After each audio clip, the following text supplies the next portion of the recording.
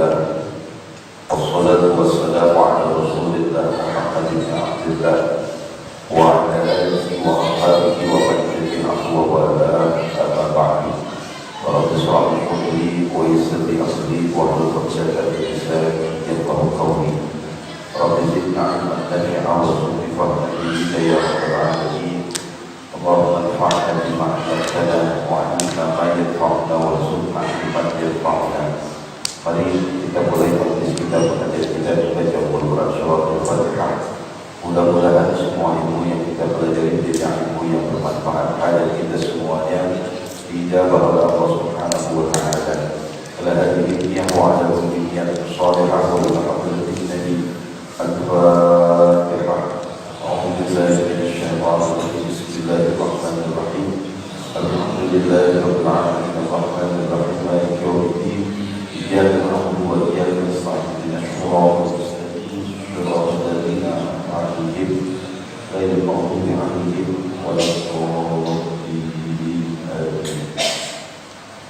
Bismillahirrahmanirrahim. As-salatu 'alal mayyit ba'da dafni wa iqraru as-salati 'alaihi qabla dafni. Yuqra'u 'inda al-Hanafiyyah wal Malikiyyah iqraru as-salati 'ala janazah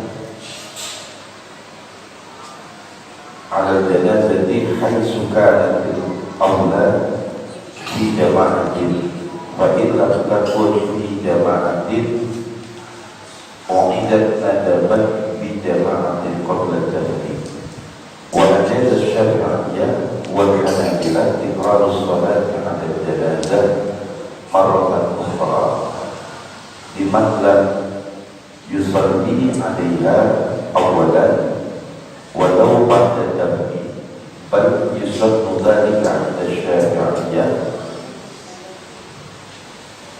faqad 'alaihi 'adada min as-sahabah wa fi haditsin muttafaqin 'alaihi 'an Ibn Abbas qala ittaha Nabi sallallahu alaihi wasallam qabruhu qadin wasrafu khalfahu wa kabbara al-ba'd. Kita masih menjelaskan terkait dengan sholatul janazah. Jadi sholatul janazah yang kemarin sudah kita bahas, siapa yang lebih berhak menjadi imam di dalam sholat janazah. Pertama, menurut mazhab Hanafi, bahwa yang berhak menjadi imam dalam sholat jenazah adalah as-sultan, pemimpin. Ya, contoh kecil misalnya, kalau di kampung kita ada yang meninggal dunia, menurut mazhab Hanafi itu yang lebih utama jadi imam sholat Pak RW. Yang RW juga pernah sholat, Ustaz. Gimana ini? RT ini kerja, dia nggak bisa. Nah, baru nanti bergeser kepada siapa? Orang-orang yang biasa hidup itu menjadi imam dalam tempat tersebut. Itu yang pertama menurut mazhab Hanafi. Yang kedua, menurut mazhab Maliki dan Hambali, bahwa yang utama jadi imam sholat itu adalah orang yang ketika masih hidup dia berwasiat. Karena dicontohkan ketika Sayyidina Ali masih hidup, dia ngomong nanti kalau meninggal dunia imamnya Umar bin Khattab.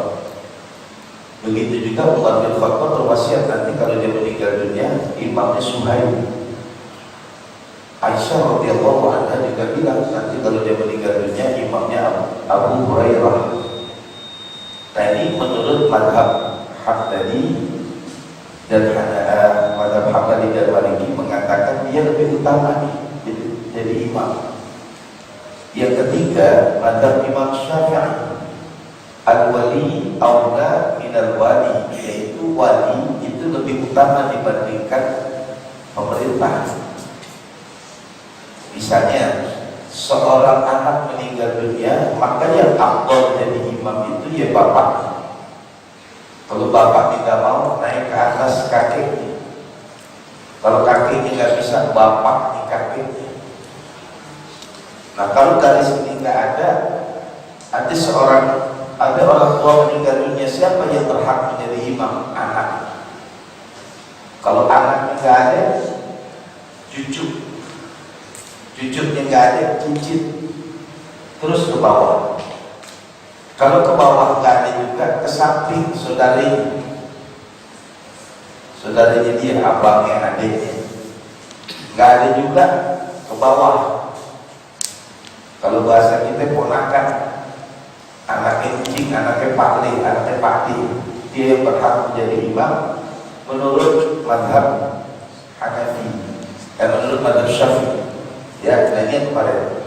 Makanya kan kemarin saya tanya, kalau di kampung kita kira-kira pakai mazhab apa? Pak Fauzan tadi yang biasa ngurusin orang meninggal misalnya, pakai mazhab apa? RT yang jadi imam, apa yang diwasiatin, apa anak yang jadi imam. Kira-kira siapa kalau di kampung kita yang jadi imam?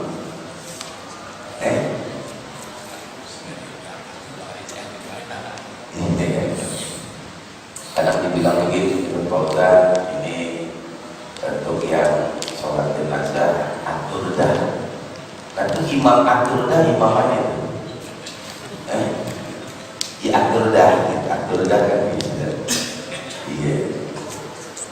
Iya kan dibilang begitu, atur dah. Siapa yang jadi imam deh? Jangan atur dah. Gitu. Nah kalau misalnya kita ini diserahkan semacam itu, maka yang harus menjadi perhatian buat kita adalah benar-benar memperhatikan imamnya. Kalau kita tahu nih orang, biar katanya Ustaz, kalau rekodnya nggak baik jangan jadi imam. Mendingan suruh orang-orang yang rajin sholat berjamaah. Siapa sini yang rajin sholat berjamaah? Dia sudah jadi imam. Dia ngambek-ngambek Ustaz nggak apa-apa ya. Karena terkaitnya itu adalah apa? Arjadil qabul, kita berharap ini supaya doanya cepat diijabah. Itu ya. Tolong, bukan apa Pak, saya sering katakan ini karena Pak, kasihan sama yang mati. Karena dia berharap terakhir di saat sholat jenazah itu kalau mati. Ya, misalnya kita dulu-dulu dah orang nggak kasih tahu orang dulu aja boleh. Pilih di antara teman-teman kita ini yang rajin sholat berjamaah, suruh dia jadi imam sholat jenazah. Ya. Kemudian yang kedua, sholatnya itu di masjid atau di rumah. Menurut mazhab Maliki dan mazhab Hanafi, makruh hukumnya mensolatkan jenazah di masjid, di musola. Makruh hukumnya. Sedangkan menurut mazhab Imam Syafi'i dan Hambali mengatakan boleh disolatkan di masjid atau di musola. Bahkan mazhab Syafi'i mengatakan yustahabbu, disunahkan untuk disolatkan di masjid. Kenapa? Karena masjid itu adalah rumahnya Allah. Karena masjid itu tempat yang bersih, tempat beribadah. Dengan harapan kalau kita sholatkan di tempat yang bersih, Allah ampuni dosa orang yang meninggal dunia. Itu Pak. Jadi semua konteksnya adalah kalau kita mensolatkan jenazah dengan harapan satu doanya diijabah, dua orang yang dimakamkan, orang yang disolatkan ini diampuni nama Allah dosanya, itu aja harapan. Ya, itu. Nah kemudian yang kedua yang kemarin kita bahas yaitu bab tentang takziah, bahwa hukumnya takziah itu adalah sunnah.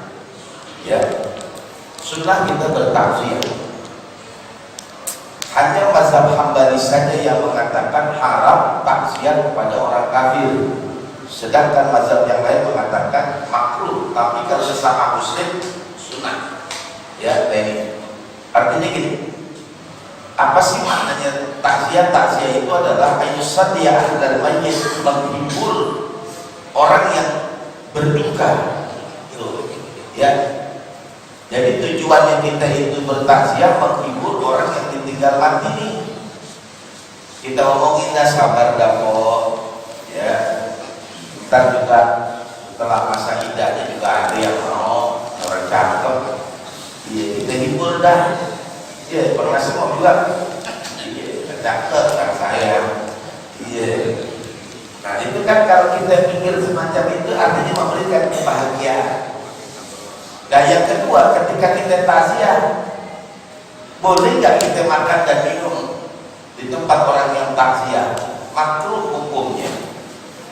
Makanya kalau ada orang yang meninggal dunia, kita ini tetangganya alias mau aman, bikinin makanan, siapin air, supaya orang yang takziah itu bisa kalau dia mau minum ada, nggak makruh jadinya. Kalau yang makruh itu ambil dari hartanya si mayit, jangan kerepotin dia, udah kita aja di tetangganya bikinin makanan, yang bikinin air semua, ya. Nah kemudian yang ketiga, boleh nggak ketika kita takziah itu melihat mukanya? Kita kan kadang-kadang penasaran pengen lihat mukanya. Kalau kita takziah melihat mukanya, lihat kepentingannya. Kalau nggak ada kepentingan, nggak usah dilihat, biarin, nggak usah. Sebab takut nanti ketika lihat mukanya itu jadi fitnah. Si anak meninggal dunia, lu lihat nggak waktu dia meninggal? Kagak gua lihat. Gua lihat itu mukanya hitam, hidupnya sudah hitam, apalagi mati mungkin hitam. Ya, akan jadi fitnah. Jenazahnya melek sebelah kayak model Jajah Miharja, apaan tuh? Akan jadi fitnah. Udah, kalau nggak ada kepentingannya, udah nggak usah. Jadi kadang-kadang berebut pengen. Mungkin kalau dia keluarga, mungkin karena sahabat dekatnya, ya silahkan saja. Asal jangan menimbulkan fitnah. Kalau menimbulkan fitnah nggak usah. Ya, nah itu. Jadi ketika kita takziah, hukumnya sunnah dengan menghibur orang yang berduka. Kemudian makan dan minum makruh hukumnya. Kemudian kalau kita melihat wajah jenazah, kalau ada kepentingannya silakan, tapi kalau tidak ada kepentingannya jangan. Nanti dikhawatirkan munculnya fitnah. Ya, nah ketika kita bertakziah itu makruh hukumnya duduk-duduk. Jadi kalau kita di rumahnya, nah, bikin bangku tuh di depan, biar duduk di depan, jangan duduk di dalam rumahnya. Takutnya ntar kalau dia duduk di dalam rumahnya diteliti dah. Ya Allah, lagi lu pakai mana sih? Ngapain? Gak jadi gitu tanya. Padahal porsinya udah tentuin, udah ketahuan pokoknya. Bahkan jadi omongan. Gak usah. Makanya orang-orang tua kita dulu dibikin dah tuh kacang. Ya supaya nanti yang takziah itu raup kacang baca dah. Entah kulhu, entah selawat, entah zikrullah. Tujuannya supaya jangan ada ketika takziah itu dia ngobrol, dia kumpul, nah. Jadi ketika kita takziah itu yang menghibur, yang mendoakan kepada orang yang meninggal dunia. Seperti bab yang duluan tadi saya bahas masalah terkait dengan talqin. Boleh kita ketika takziah kita talqin, ya fulan bin fulan, Rasulullah. Ya boleh kita talqin. Nah kemudian yang ketiga yaitu terkait dengan ziaratul kubur. Jadi siapa yang berhak menjadi imam sholat, kemudian takziah, ziarah kubur. Siapa yang berhak? Begini, ziarah kubur. Ziarah kubur itu ada dua pendapat. Pertama pendapatnya mazhab Hanafi. Mazhab Hanafi mengatakan bahwa ziarah kubur itu hukumnya sunnah bagi laki-laki dan perempuan menurut mazhab Hanafi. Sedangkan jumhur fuqaha mengatakan sunnah bagi laki-laki, makruh bagi orang perempuan. Ya, sebab kenapa? Dikhawatirkan kalau orang perempuan berziarah kubur ditakutkan nanti dia nangis, dia mewek, dia macam-macam dah. Ya, nah ini kalau kita berziarah kubur. Jadi intinya begini, orang perempuan boleh nggak ziarah kubur? Boleh boleh, asal dengan satu syarat, jangan ngapain, jangan nangis, jangan mewek ya. Kalau dia nangis, dia mewek, tak boleh dia ziarah kubur. Maka jumhur fuqaha mengatakan makruh, karena umumnya orang perempuan kalau ziarah kubur dinangis tak? Ya Allah, kadang-kadang dia masuk kubur aja main tubruk aja, dilihat nisannya hitam tubruk aja, nangis. Dan yang jaga kuburan bilangin, kok Allah lagi nangis katanya, kok kuburannya lu sebelah sono bukan sebelah sini, nah udah kantong nangis di situ. Dia mau ditarik lagi tangisan, makin liatin lagi, ini iya, bukan niatnya, hitamnya sampai nisannya, takutnya begitu ya. Nah ini kalau kita bicara tentang ziarah kubur, maka saya katakan begini kan, coba hari ini kita merenung Pak, seandainya nanti Bapak meninggal dunia, siapa yang bakal ziarah kubur? Bapak meninggal dunia, siapa yang bakal ziarah kubur?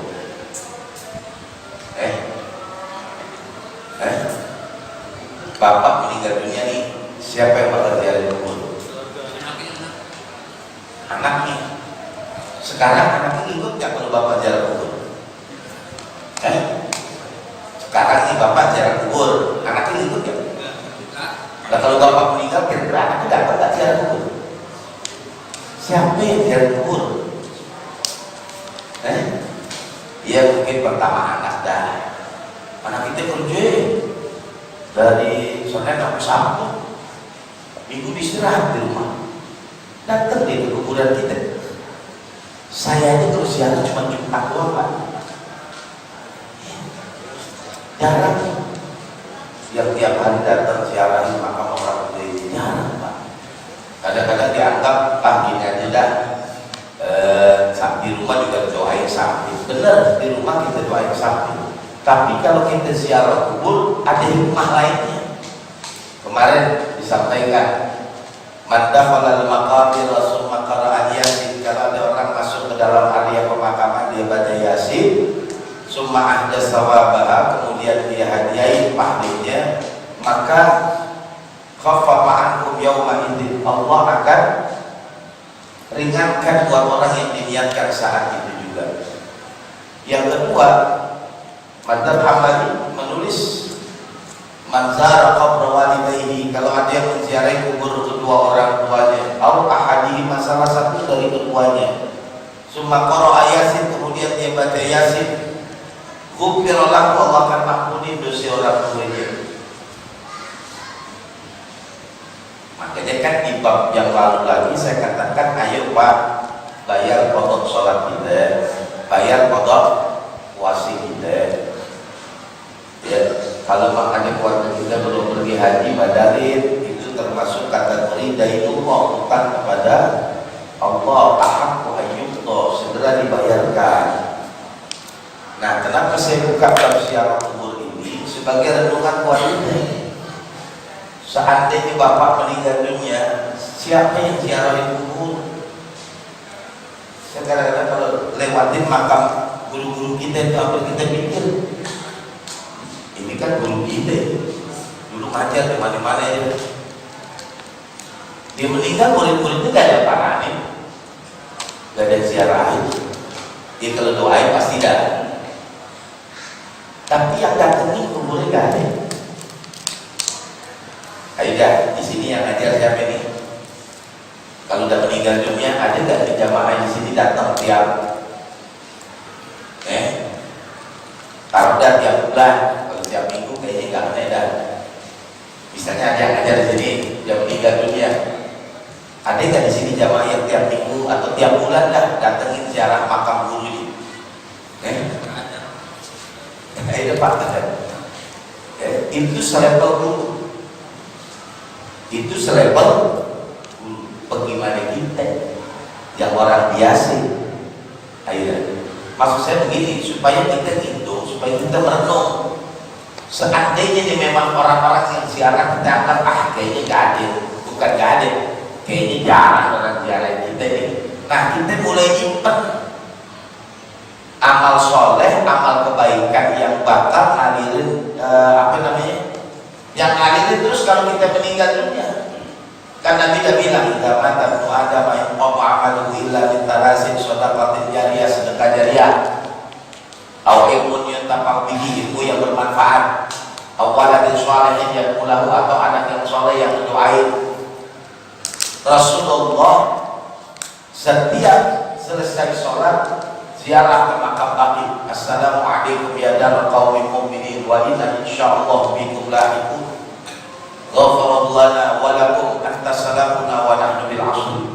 Allah ampuni dosa sekalian dan Allah ampuni dosa kita. Begitu Pak. Ini buat renungan Pak. Karena saya lihat dari beberapa teman-teman kita yang meninggal dunia udah selesai, habis. Kita nggak datengin tuh kuburannya. Jadi kalau doain kita doain, setiap ngaji selalu kita doain. Cuman yang datengin kuburan nggak ada. Kalau doain insya Allah, saya di mana aja pengajian selalu saya doakan semua jamaah. Cuman kan datang ke kuburannya. Saya juga pernah datang ke kuburan jamaah yang udah meninggal dunia. Iya. Cuman kalau doain ya. Maksudnya kan konteksnya kalau misalnya ziarah kubur itu kalau ada yang datang. Makanya kalau kita lihat di sejarahnya Sufyan Ats-Tsauri itu kalau habis sholat malam dia mainnya ke kuburan. Dia duduk tadi. Dia pandangin orang-orang yang ada di kuburan. Maka dia bilang ini tempat kita yang bakal kita tempatin selama ini. Selama ini kita tinggal di sini. Baik. Kalau dia orang baik, maka dia bakal dapat kebaikan. Tapi kalau dia orang yang jauh dari Allah, diazab oleh Allah hatta yaumil qiyamah. Makanya sering saya ingetin, jangan tinggalkan qada sholat kita, jangan tinggalkan qada puasa kita.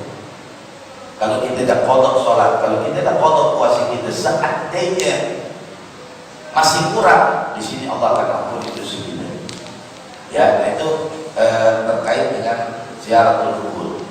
Kemudian as-salatu 'ala al-mayyit ba'da dafni wa tikrarus salat 'alaihi. Bagaimana kalau kita nyolatin setelah dikuburin, nyolatin berulang-ulang?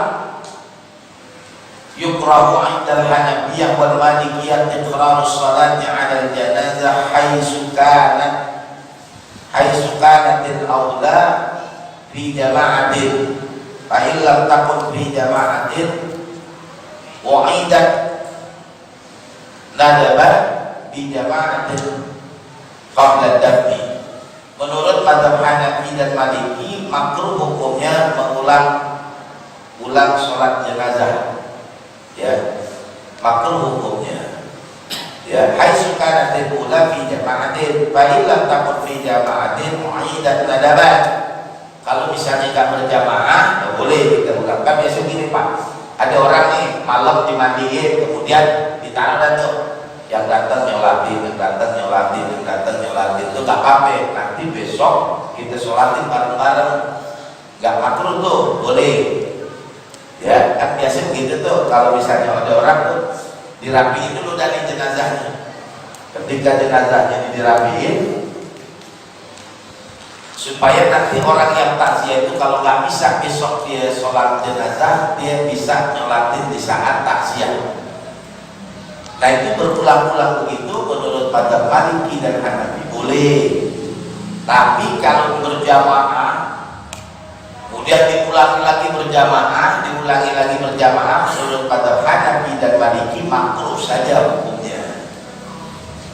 Nah kemudian yang kedua, wa adad as-Syafi'iyyah wal Hanabilah, mazhab Syafi'i, mazhab Hambali membolehkan tikrarus salati 'ala al-janazah marratan ukhra liman lam yusalli 'alaiha awwalan. Mazhab Syafi'i boleh. Nih habis ini kita sholatin berjamaah jenazah, bubar yang pertama, masuk lagi grup yang kedua, boleh. Ya, menurut mazhab Imam Syafi'i. Bal yusannu dzalika 'inda Syafi'iyah, bahkan mazhab Syafi'i mengatakan sunnah. Ya. Kenapa? Karena mabda fa'dihi in adadu minas sahabat, karena memang dikerjakan juga oleh para sahabat. Dalam satu hadis, intaha an-nabi sallallahu alaihi wasallam ila qabrin ila qabrin luqabin wasaffu khalfahu wa kabbiru arba'an. Pernah sahabat ikutin Rasulullah berhenti di kuburan, kemudian Rasulullah berdiri, yang lain ikutin di belakang. Ya. Nah, ini konteksnya adalah bagaimana hukumnya orang yang sudah meninggal dunia disolatkan ba'da dafni. Amma sholatu 'alal mayyit ba'da dafni faja'izun bittifaqil fuqaha. Mensolatkan jenazah setelah dikuburkan itu boleh bittifaqil fuqaha, dengan kesepakatan para ahli fikih. Idza lam yakun shalla 'alaihi di anna Nabi sallallahu alaihi wasallam, karena baginda Nabi shalla ala qabri, bahwasanya Nabi mensolatkan ala qabri imra'atin minal ansar. Ya, wa yusinu dzikra ibaratul fuqaha ya di ma'rifatil quwwati syari'ati lis-shalah. Ini untuk menunjukkan bahwasanya kalau ada orang misalnya gini, kita mau nyolatin gak buru nih, dadah ntar habis dia kelar nguburin kita sholat juga di situ, boleh ya. Nah, qala al-Hanafi indu minal mayyit wa lam yusalli alaihi shalla ala qabrihi. Kata mazhab Hanafi, kalau ada orang dikuburin belum disolatin, ya wa lam yusalli alaihi shalla ala qabrihi, sholatin di atas kuburnya. Istihbaban, itu dianjurin tuh. Ya, malam yaghrib 'ala al-dhanni bi nafsihi. Ya, wa qala al-Malikiyah in kana lam yusalli 'ala al-mayyit akhraja lis-salati 'alaihi ma lam yaqrub min dafnihi fa indu bina shalla 'ala qabrin. Kalau misalnya ini ada orang belum disolatin, jenazahnya udah dikuburin, nah, nanti disolatkan setelah dikuburkan. Wa qala Syafi'iyah idza dufina al-mayyit qabla sholati shalla 'ala al-qabri li'anna sholata tasilu ilaihi bil qabri. Mazhab Syafi'i mengatakan kalau ada orang dikuburin belum disolatin, udah sholatin enggak apa-apa, karena sampai juga. Jadi gini Pak, boleh kita mensolatkan jenazah kalau sudah dimakamkan, boleh. Contohnya begini, ini misalnya kuburan ini kuburan ya, Allahu Akbar, Allahu Akbar, Allahu Akbar, Allahu Akbar. Nah, kalau paling di sini kemudian orang perempuan agak ambil tengah, Allahu Akbar, Allahu Akbar, begitu. Jadi boleh setelah selesai dimakamkan, baik sebelum ditalkinkan atau sesudah ditalkinkan. Ya boleh Bapak, misalnya ya tinggalan, mana udah dibawa kuburan tuh di belakang, udah ganti, oh yaudah tungguin dah habis dikuburin, kelar dikuburin begini, nah, udah kan ngadep sono nih, udah kita tinggal udah kelar udah kita sholat. Allahu Akbar. Karena pernah terjadi itu jenazah COVID, ya jenazahnya jenazah COVID. Nah ketika saya datang, saya bilang tungguin, akhirnya disolatin terus. Nah kelar disolatin, pada ngomong Ustaz, petinya gak diturunin di mobil, kita nyolatin pantat di mobil. Ya artinya kan kalau pantat di mobil jenazahnya begini, ya kan kalau kita nyolatin kudu begini, sebelah sini. Nah kalau di dalam mobil ambulan, kan mobil ambulan itu udah muter begini, malam. Nah ini gak bisa, ambulan ini gak mau malam dia, diturunin dia gak mau, udah sholatin dah, tapi dia nggak, mobilnya begini, pantatnya di sini, jadi dia sholatin semua pantatnya. Oh yaudah kalau begitu, ntar habis kuburin saya sholatin di bawah, kan malam kuburin sholatin. Akhirnya saya turun lah. Ya udah selesai, saya turun ke bawah, kemudian saya ajak, ini udah jalan belum? Sholatin di bawah. Kenapa? Ini pada syak, pada ragu nih. Kenapa? Tadi ketika dia sholatin, yang disolatin itu tidak posisi biasanya begini, tapi begini. Jadi pantatnya mobil, harus kan mobil dipalangin begini. Gitu. Ya udah, kita sholatin. Habis sholat kuburin, saya sholatin ke malam-malam masih jam setengah 10 ya. Sholatin Allah Akbar, Allah Akbar. Saya bertiga kalau nggak salah waktu itu. Ya, nah, yang kedua di Kuningan, di Darussalam. Saya datang jam 10, setengah 11. Ya, karena nggak keburu saya nyolatin. Dan saya datang ke sono masih proses penguburan, COVID juga. Dan saya datang. Ya udah, nggak kelas dah. Ya udah, saya sholat dulu. Kita kadang-kadang kita nggak tahu apakah sudah disolatkan atau belum. Karena pas sampai di masjid nggak disolatin, langsung masuk ke kuburan. Ya udah, saya sholatin aja di atas kubur.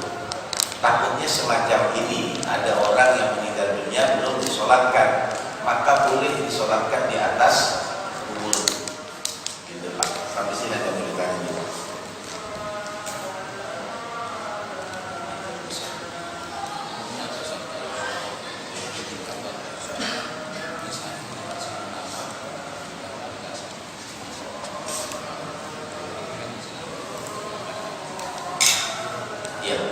Jadi gini, kalau secara hukumnya itu memang makruh dikasih, dia kasih nama segala macam, dia secara hukumnya cukup dikasih tanda baju aja.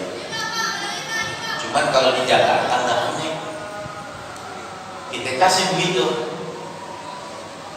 heran tuh, namanya Ahmad besok bisa berubah namanya.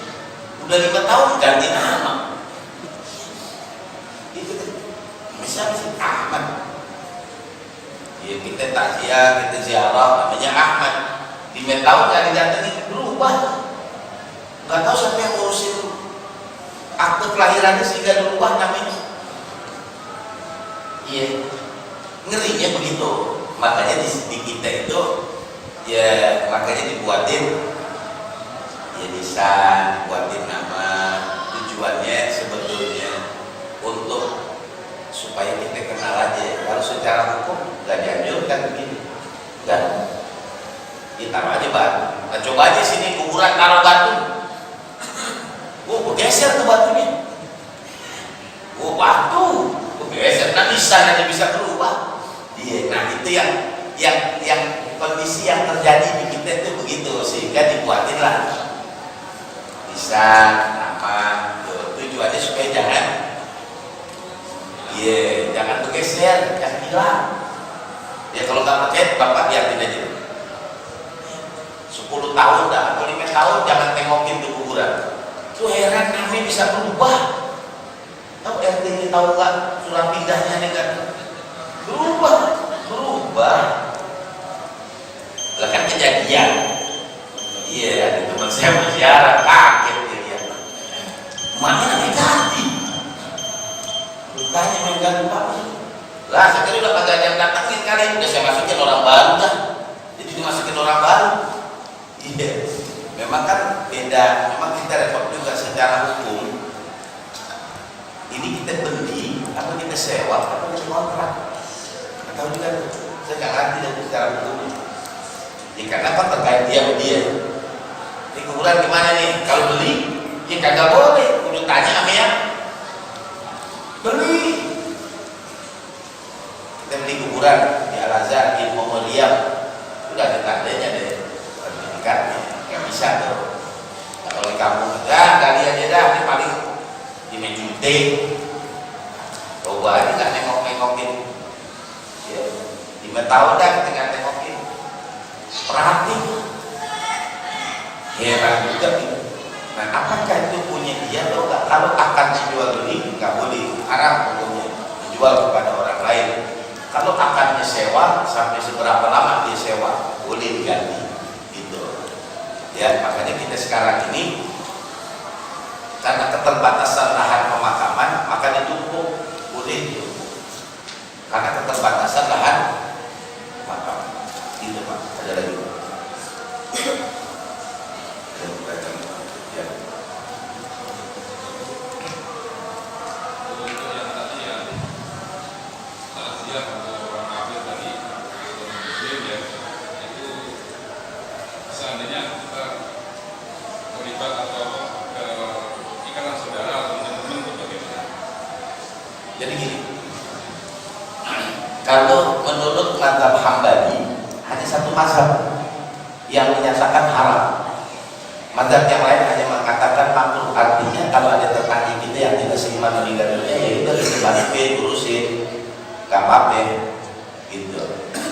Ya. Yang kita kan juga takziah gitu ya, nggak takziah, maksudnya cuma kalau mungkin saudara atau kita ketemu aja gitu ya. Ya kalau takziah itu hukumnya sunnah. Ya. Tapi untuk non muslim gitu ya. Kalau non muslim itu hukumnya makruh. Ya kita gak takziah gak apa-apa, kita takziah gak ada pahalanya, gitu aja. Jadi ada non muslim meninggal dunia, tetap kita bantuin, tetap kita urusin. Cuma dalam konsep syariatnya gak ada pahalanya, karena hubungan kemanusiaan, hubungan kemasyarakatan, bantuin. Begitu. Ziarah kubur ke orang kafir aja boleh. Kita ziarah kubur nih, teman kita non muslim ziarah kubur boleh. Mari Pak, kuburan. Ada yang nyanyi nggak sih? Nggak ada Pak. Sebab kita baca Quran nggak boleh. Cuma ziarah nawawi doang udah. Gitu. Ya, jadi takziah kepada orang kafir hukumnya makruh. Cuma mazhab Hambali mengatakan haram. Artinya boleh kita takziah kepada orang yang tidak seiman dengan kita, datang pulang. Datang bantu-bantuin boleh, gak usah kita datang. Allahumma kullahu, gak usah, gak nyampe, gak usah. Iya, Allahumma kullahu, begitu baca Bismillahirrahmanirrahim, ngapain, gak nyampe, dah, gitu, ya. Ada lagi Pak?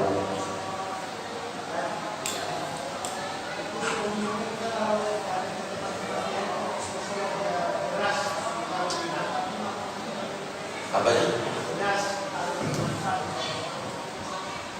Jadi ini kadang-kadang orang takziah ada baskop pakai beras dalamnya, itu supaya baskopnya tidak terguling. Iya, kalau kan kasih beras itu disenggol orang, terguling, berantakan tuh duitnya. Makanya dikasih beras. Tujuannya buat memberat aja Pak. Secara hukumnya gak ada. Iya, kadang-kadang dia nampan, kenapa dikasih beras sih, cuma hukum iklan nggak ada. Supaya nampan ini kalau disenggol kagak kembali. Kalau kagak ada berasnya, disenggol, kulit. Kalau amplopnya orang lagi ambilin, kalau diambilin, dapat gitu. Makanya dikasih beras. Tujuannya tadi tuh supaya ada pemberatnya. Kalau disenggol kagak lupa gitu Pak. Iya. Pakai beras apa? Kayak batak aja boleh. Ada hebel, ada hebel. Boleh nggak pakai? Atau pinjam loket musola, sudah boleh nggak pakai? Tujuannya itu aja sesungguhnya. Iya. Nggak ada dalam hukum tuh nggak ada. Iya, itu akal manusianya. Ya. Ada lagi Pak. Cukup ya, analisa sama kita cukup pagi kita. Mudah-mudahan Allah Subhanahu wa taala mengampuni dosa kita, berikan semua amal ibadah kita, hajat kita semuanya dijabah oleh Allah Subhanahu wa taala. Menjadikan semua anak dan keturunan kita orang-orang yang beriman dan takwa kepada Allah, bermanfaat bagi agama nusa dan bangsa, menghilangkan kita semua dari bala bencana musibah, penyakit zahir dan batin. Kita doain saksi mudah-mudahan Allah angkat penyakit dan sembuhkan segala macam penyakitnya. Allah berikan kesehatan yang sempurna, yang berpulang rahmat Allah dari seluruh keluarga besar kita, jamaah kita, orang tua kita, guru-guru kita, pendiri puaka menyembah dari musola dan majlis kita ini kita doain semuanya Allah ampuni dosanya, Allah terima semua semua amal ibadahnya. Allah tempatkan di sisinya, Allah masukkan ke dalam surganya Allah Subhanahu wa taala. Kita semua yang hadir, Allah tempatkan rezeki yang halal, yang banyak, yang barakah, yang melimpah dengan ridha dari Allah Subhanahu wa taala. Kita semua bisa melaksanakan ibadah haji berziarah ke makam Rasulullah sallallahu alaihi wasallam. Saya mohon didoakan pembangunan dan pembebasan pondok pesantren yang saya dirikan masih berlangsung. Mudah-mudahan diberi kemudahan, kelancaran, keberkahan oleh Allah Subhanahu wa taala. Dan saya ucapkan jazakumullah khairan jazaa kepada semua jamaah yang telah mendonasikan, menghibahkan, mewakafkan hartanya. Insyaallah semua pasti akan diganti oleh Allah dengan penggantian yang terbaik, hajat yang berkabul, mudahkan dilancarkan oleh Allah Subhanahu wa taala. Bismillahirrahmanirrahim. A'udzu billahi minasyaitonir rajim. Alhamdulillah.